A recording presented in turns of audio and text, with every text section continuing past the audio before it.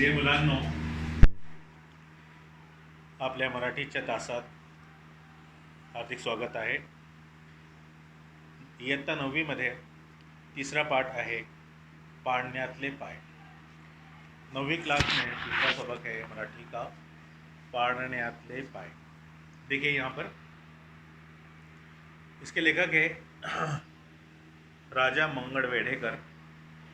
पाळण्यातले पाय, इसका मतलब ये होता है कि किसी के पैर झूले में होना, यानी किसी का बहुत ज़्यादा बचपना होना. जैसा उर्दू में कहते हैं कि ये तो अभी माँ की गोद में है, यानी बहुत छोटा है. तो ये एक बहुत बड़े साइंसदान का सबक है. बहुत बड़े महान साइंसदान बने तो उनका बचपना कैसा था उसके बारे में सबक दिया हुआ. पाळण्यातले पाय. तो मैं पढ़ना शुरू करता हूँ. एक पैराग्राफ हम लोग पढ़ेंगे पहले, आप लोग अपनी किताबों में देखेंगे. एका नदीच्या काठी, काठी मतलब किनारा, नदी के किनारे एक लहान से घर होते, छोटेसा घर. त्या घरात आयझॅक हा मुलगा, आयझॅक ये लड़का, आणि त्याची म्हातारी आजी और उसकी बुढ़ी दादी रहते थे. मुलगा मोठा चतुर आणि बोलका होता. चतुर, चालाक, और बोलका यानी बोलने वाला, बहुत ज़्यादा बोलने वाला. तो दिवसभर आपल्या म्हाताऱ्या आजीला हेच का, तेच का, असेच का, तसेच का असे नाना प्रश्न विचारून भंडावून सोडी. ऐसे सवालात पूछता रहता था. ऐसा क्यों, वैसा क्यों, असेच का यानी ऐसे ही क्यों, हेच का यही क्यों. म्हातारी का मतलब होता है बुढ़िया. रोज आजूबाजूला म्हणूनच दिसणाऱ्या गोष्टी, होणाऱ्या घडामोडी या साऱ्यांबद्दलचे एक विशेष कुतूहल या मुलामध्ये जागे हुई. जिस तरह मैं पढ़ रहा हूँ आप लोगों को भी ऐसे ही पढ़ना है बाद में. कुतूहल यानी कि तमाशा, यानी आसपास के माहौल में हवा चल रही है, कुछ हो रहा है, जानवर आ रहे जा रहे, तो ये उसके लिए एक तमाशा हो जाता था, एक एंटरटेनमेंट हो जाता था उसके लिए. म्हणूनच पाऊस पडू लागला, जैसे बारिश शुरू हुई, कि हा विचारी, कि ये विचारने लगता था, पूछने लगता था, आजी ये पानी कुठून येतं ग, ये बारिश कहाँ से आती है, पानी कहाँ से आता है. ऐसे सवालात वो पूछने लग जाता था.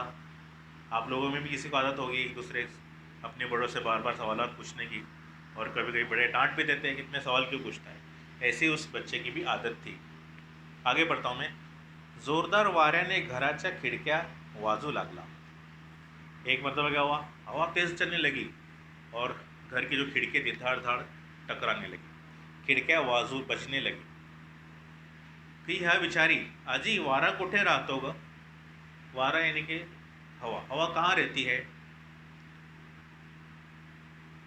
नदीत टाकलेला कागदाचा कपटा, चिंधी, गवताची काडी पाण्याबरोबर चाललेली पाहिली की हा विचारी, आजी नदीच्या पाण्याबरोबर हे पदार्थ वाहत का जातात. नदी में कुछ चीज़ें बहता हुआ अगर वो देखता, कागज़ का टुकड़ा, चिंदी या गवताची काडी, गवत यानी घास, घास की कांडी जो अगर बहती हुई नजर आए तो पूछता था ये चीज़ें बहकर कहाँ जाती है. म्हातारी आजी सांगता येईल तेवढे सांगते. जितने जवाब उसको मालूम थे वो बोल देते थे कि हाँ ये ऐसा होता है, ये वैसा होता है.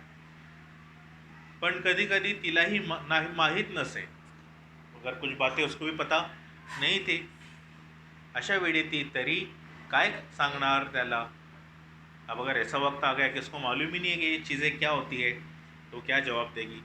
मग काहीतरी सांगून ती वेड मारून नेई, तर कधी गप्प बसून राही, कभी कभी खामोश बैठ जाती थी. ये 2 पैराग्राफ मैंने पढ़ा.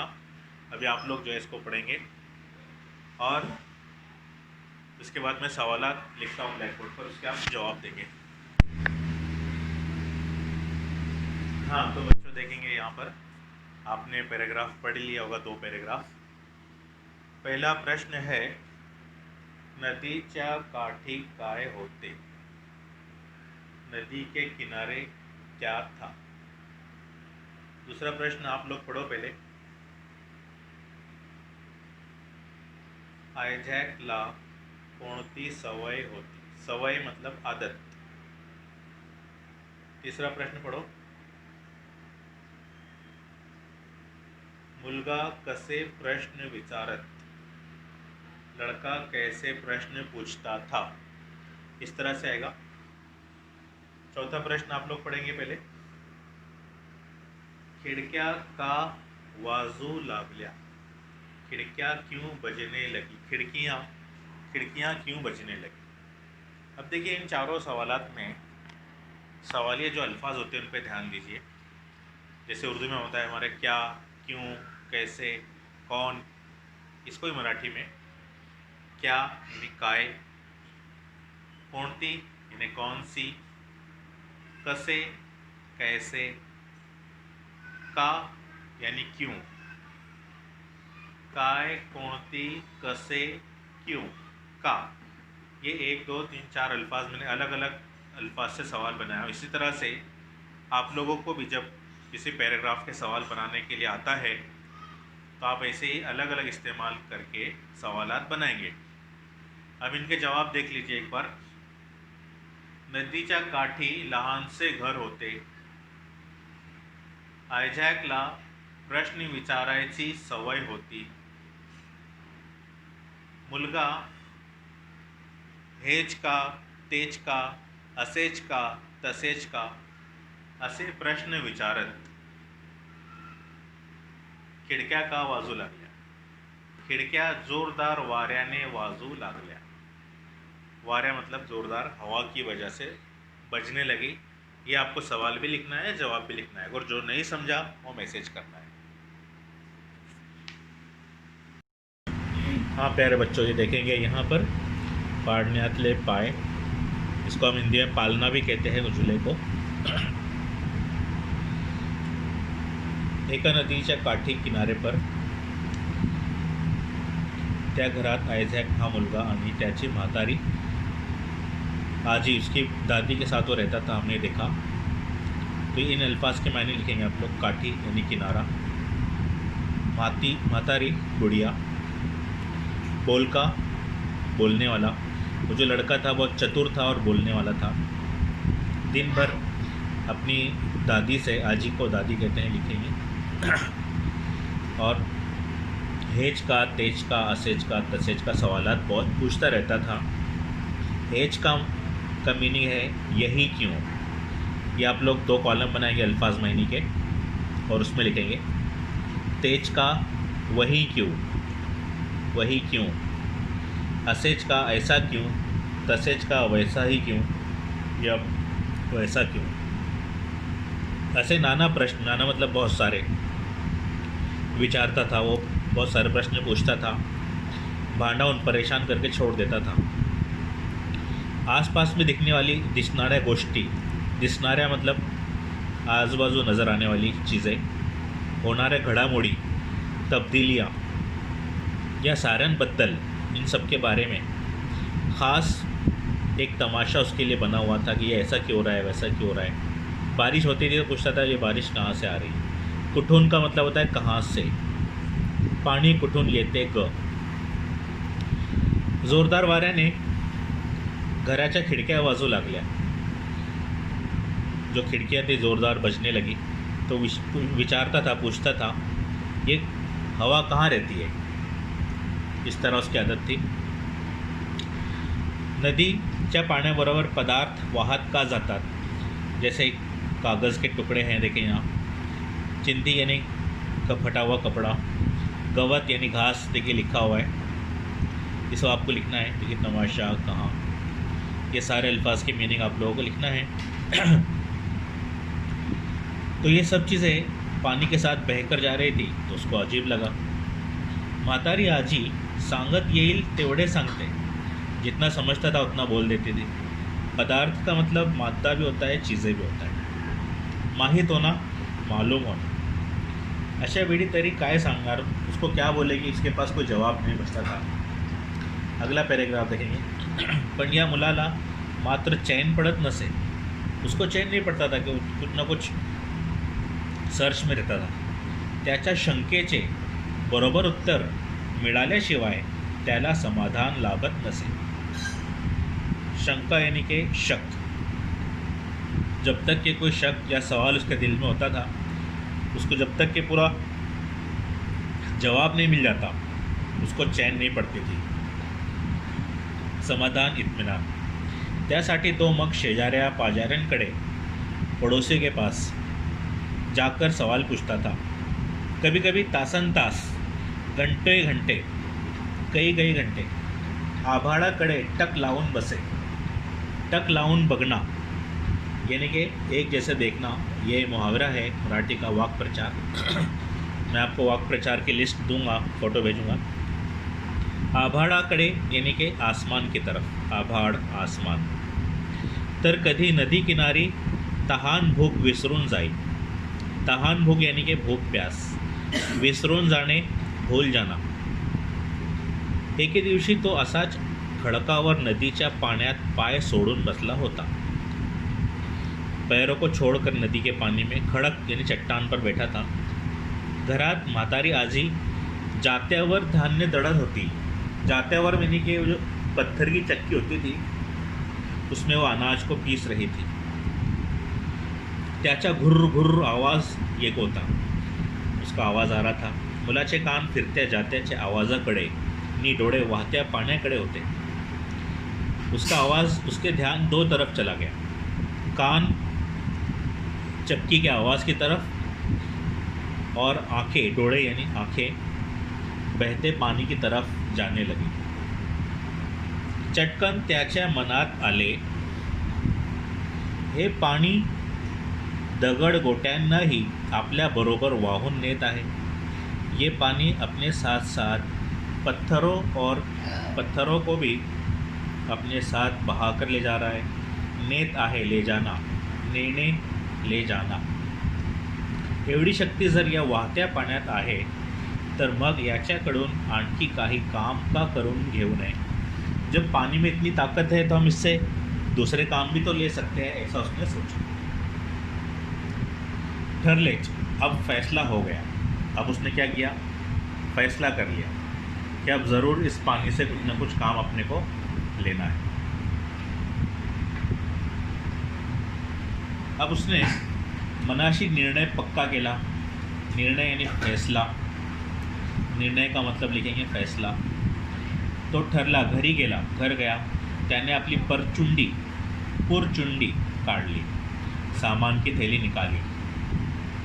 आजीने वेळोवेळी खाऊसाठी दिलेले पैसे काटकसरीने खर्च करून त्याने ही पूंजी जमा केली होती.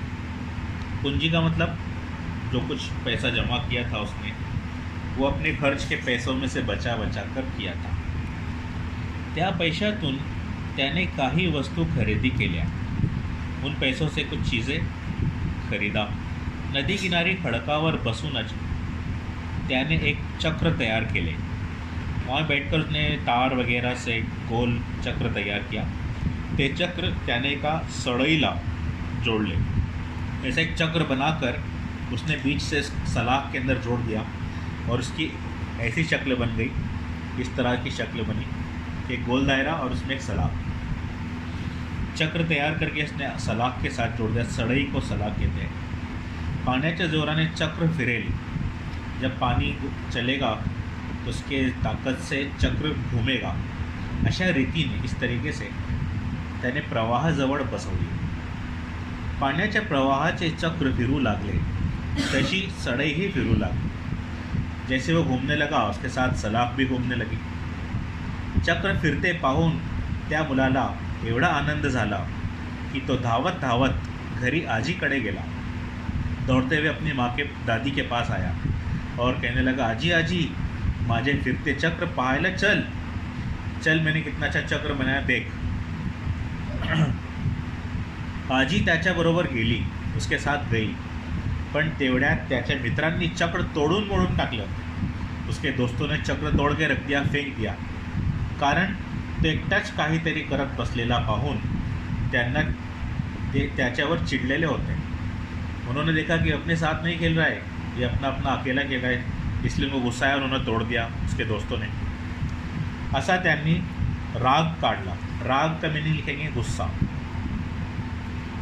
तिथे काहीच नाही हे पाहून आजीलाही मुलाचा राग आला. जब दादी ने देखा वहाँ कुछ नहीं है, उसको भी गुस्सा आया. त्याचे असले तर्हेवाईक बोलणे नी वागणे तिलाही पसंत नव्हते. इस तरह से बोलना और वागने का मतलब होता है बर्ताव करना, उनको पसंद नहीं था. शेवटी मुलाने नीट शिकावे सरावे म्हणून तिने त्याला दुसऱ्या एक गावाच्या शाळेत ठेवली. दूसरे शहर के स्कूल में उसको दाखिल कराया कि कम से कम वहाँ जाकर ये कुछ सीखेगा और कुछ लिखेगा. ये सोचकर उसको दूसरे स्कूल में भर्ती करवाया. अब देखते आगे क्या हुआ.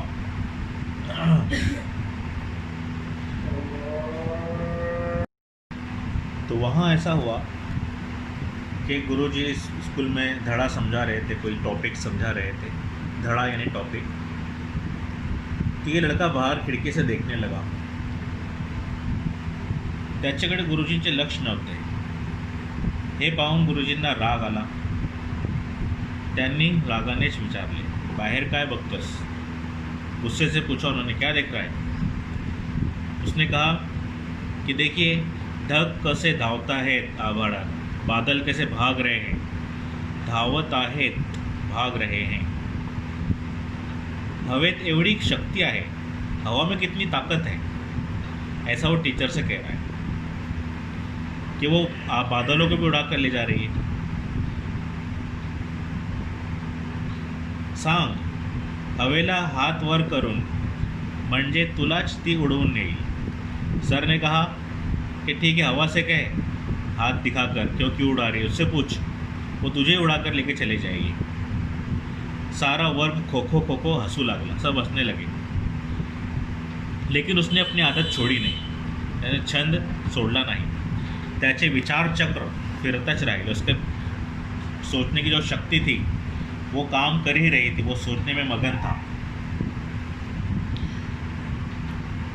त्याच वेळी गावाबाहेरच्या डोंगराजवळ एक प्रचंड पवनचक्की बसवण्यात येणार आहे असे त्याला कळले. गांव में खबर फैली कि बहुत बड़ी पवनचक्की लग रही है गांव से बाहर. तो सारे बच्चे उसको देखने के लिए वहाँ जो गर्दी करने लगे और जमघट जमाने लगे. पवनचक्की जो होती है हवा से चलने वाली, उससे बिजली तैयार होती है. आप लोगों ने देखा होगा. मोटे पंख तिथे बसवत होते, बड़े बड़े पंख लग रहे थे. उसको बहुत आनंद हुआ यानी औत्सुक्य वाढले. औत्सुक्य मतलब एक्साइटमेंट, बहुत ज़्यादा बेचैन होना. त्याने मजुरांना कितीतरी प्रश्न, उसने बहुत काम करने वाले से कितने सारे सवाल पूछ लिए. असं का तसं का. इथेच त्याच्या एका मित्राने वडील होते. मुलाची उत्सुकता पाहून त्यांनी कौतुक वाटले. त्यांनी या मुलाला पवनचक्की संबंधित सर्व माहिती दिली. सारी बातें उन्होंने उसको समझाई और ये कहा कि ये पवनचक्की यहाँ पर आपके गांव में लग रही है. उसने दिल में सोचा कि अपन भी ऐसे एक पवनचक्की जो है तैयार करेंगे, ऐसा इरादा उसने किया. वो जो सोच लेता था वो ज़रूर करता था. मनात येता स्वारी तयार होण्याच्या आत त्याच कामाला लागली. सवारी मतलब वो जो है था फ़ौरन उस काम से लग गया. आवश्यक वस्तु, ज़रूरी चीज़ें उसने जमा करना शुरू कर दिया और पवनचक्की बना ली. मोठी पवनचक्की तयार होण्याच्या आत याची छोटी पवनचक्की फिरायला लागली. वो बनाएंगे इससे पहले उसने अपनी छोटी सी पवनचक्की बना लिया. सब लोगों ने उसको देखकर उसकी तारीफ़ की. लोकांनी त्याची तारीफ़ केली, शाबासकी दिली, उसको शाबाशी दी. लेकिन यहाँ पर वो कहाँ इत्मीनान से बैठने वाला था. समाधान कुठे, तो विचार मग्न होता, आपल्या तंद्रीतच होता. यानी वो अपने विचारधारा में डूबा हुआ था, अपने क्या बोलते हैं उसको, हम खोया हुआ होता अपने अंदर, अपने आप में ही. एक दोस्त ने पूछा, मित्राने विचारले, आता रे कसला विचार करतोय? तो म्हणाला, हे पवनचक्की फिरत आहे हवेच्या जोरावर, पण भिंतीमुळे पुरेशी हवा घरात येत नाही. ये पवनचक्की जो मैंने बनाया है हवा से घूमेगी, लेकिन घर में हवा नहीं आ रही है, तो कोई दूसरी युक्ति निकालना पड़ेगी. युक्ति का मतलब होता है आइडिया. देखिए यहाँ पर ये युक्ति का लफ्ज़ है. तो उसने एक लहानसा डब्बा तयार केला त्या खिड़ा ठोकून पवन चक्कीला जोड़ला। एक चौकोन डब्बा बनाकर पवन चक्की को लगा दिया और एक छोटा मोठा उंदीर पकडून एक बड़ा सा चूहा पकड़कर डब्बे में बंद कर दिया। डब्यातला उंदीर बाहेर पडण्यासाठी जोरजोराने डब्यात फिरू लागला। डब्बे में जो चूहा था वो गोल गोल घूमने लगा। उसके घूमने की वजह से पवन चक्की भी घूमने लगी। इस तरह से उसने उसको सेट किया था। मात्र मुलाला खरा खुरा आनंद झाला। त्याने घेतलेल्या कष्टाचे श्रमाचे फळ त्याला मिळाले। उसने जो मेहनत किया, तकलीफ उठाया, उसका फल उसको मिल गया। त्याच सुमारास त्याची आजी उसकी दादी भेटायला म्हणून तिथे आली। तिने आयझॅकबद्दल गुरुजींकडे चौकशी केली। उन्होंने चौकशी करना मतलब पूछताछ करना, कि उन्होंने अपने पोते के बारे में पूछताछ की कि मेरा कैसा बढ़ रहा है ये बच्चा। मुलाचे पाय पाळण्यात दिसतात ऐसा गुरुजी ने कहा। उसके पैर तो झूले में हैं, उसका तो ध्यान ही नहीं रहता है पढ़ाई में। आयझॅक न्यूटन मोठा वैज्ञानिक म्हणून नाव मिळविल। यानी कि ये तो बहुत बड़ा साइंसदान बनेगा, ये तो सोच में रहता है। और वाकई वो बहुत बड़ा एक साइंसदान बना बड़ा होकर। उसका नाम था आयझॅक न्यूटन। हम उसको इसहाक न्यूटन भी कहते हैं। इसहाक न्यूटन मोठा वैज्ञानिक, वैज्ञानिक का मतलब होता है साइंसदान बना। यहाँ देखेंगे गुरुजींची ही भविष्यवाणी, उन्होंने जो पेशन गोई की वो खरी ठरली। हा मुलगा महान संशोधक म्हणून अमर झाला। याने झाडावरून खाली पडणारे फळ पाहून पृथ्वीच्या गुरुत्वाकर्षण शक्तीचा शोध लावला। यानी उसने पता लगाया कि झाड़ पे से जब फल नीचे गिरता है तो पृथ्वी के अंदर गुरुत्वाकर्षण की शक्ति है। गुरुत्वाकर्षण को हम उर्दू में क्या कहते हैं? उसको हम उर्दू में कहते हैं कशिशे सकल। आधुनिक विज्ञानाला न्यूटन ने ही मोठी देणगी दी। न्यूटन जो था उसने नए ज़माने के, आधुनिक का मतलब होता है नए ज़माने का, जदीद विज्ञान साइंस, इसको हिंदी में विज्ञान पढ़ते हैं और मराठी में विज्ञान पढ़ते हैं।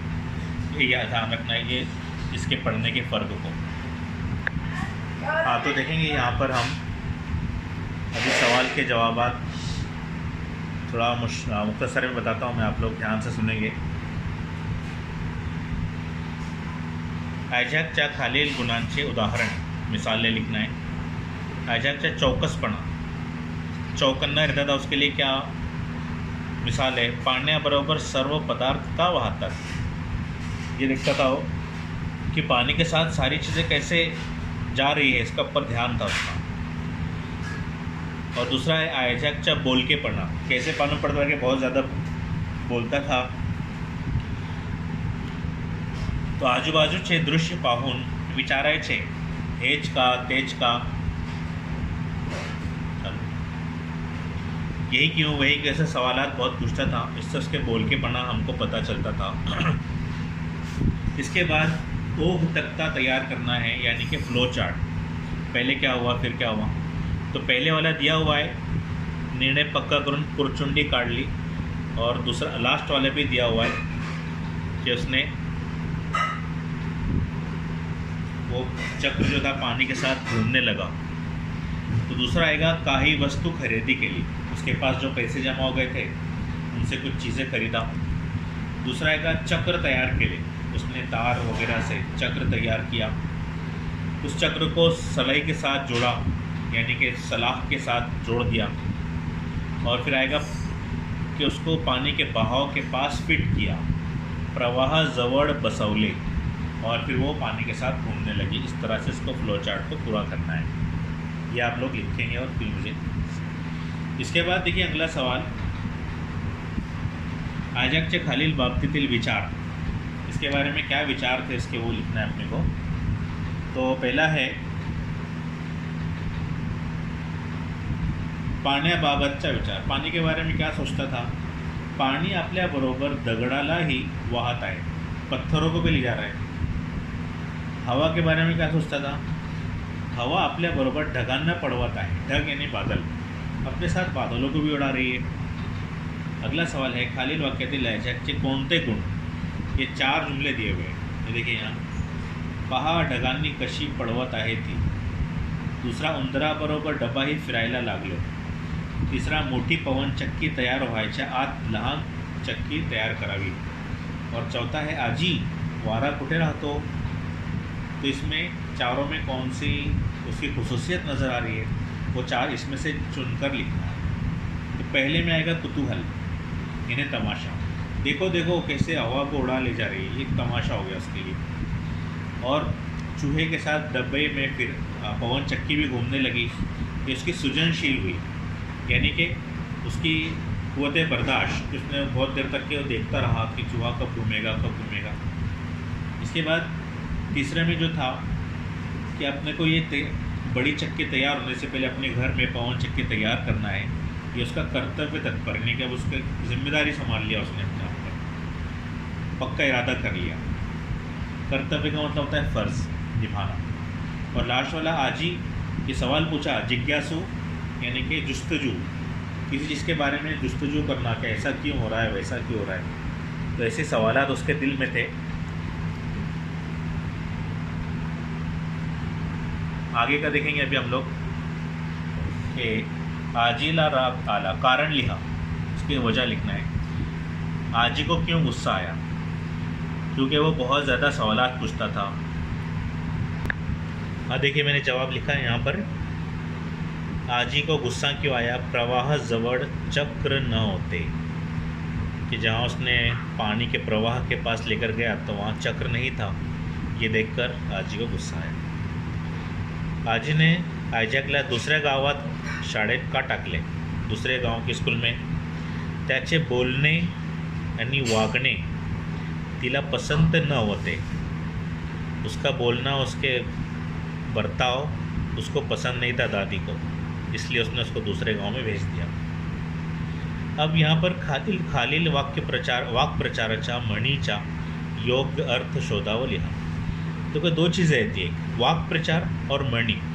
म्हण का मतलब होता है कहावत, म्हण यानी कहावत, वाक प्रचार यानी मुहावरे।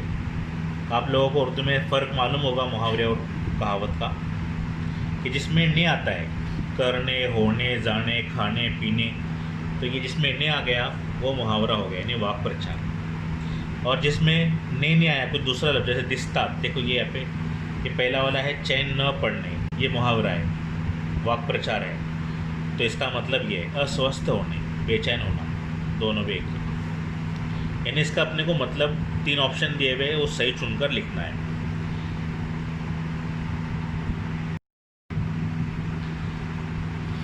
दूसरा है मुलाचे पाय पाळण्यात दिसतात, ये कहावत है, इसमें ने नहीं है इसलिए ये कहावत है। इसका मतलब है कि छोटेपन में ही उसके बड़े होकर आगे बढ़ने की निशानी नज़र आ रही है, तो दूसरा आएगा इसमें। ये आपको पहले ये ऑप्शन लिखना है ब्लू पेन से, फिर ये ब्लैक पेन से लिखना है, और ऐसा भी लिखे ना तो भी चलेगा, तीनों ऑप्शन लिखकर फिर उसको टिक करने का। अब ये स्वमत बचा है हमारा की न्यूटन बालवयात तुम्हाला आवडलेला प्रसंग, यानी आपको न्यूटन के बारे में कौन सा अच्छा लगा, यानी 3-4 वाक्यात इसके अंदर दिए हुए हैं, तो कौन सा वाक्य अच्छा लगा ये आपको लिखना है। दूसरा है मोठेपणी तुम्हाला काय व्हावेसे वाटते, तुमको बड़े होकर क्या बनना है, त्या विषय तुम्हारे मत लिखो। अगर आप खुद से लिखते हैं मुझे भेजते हैं तो बहुत अच्छी बात है, फिर मैं इसको भेजूँगा लिख कर।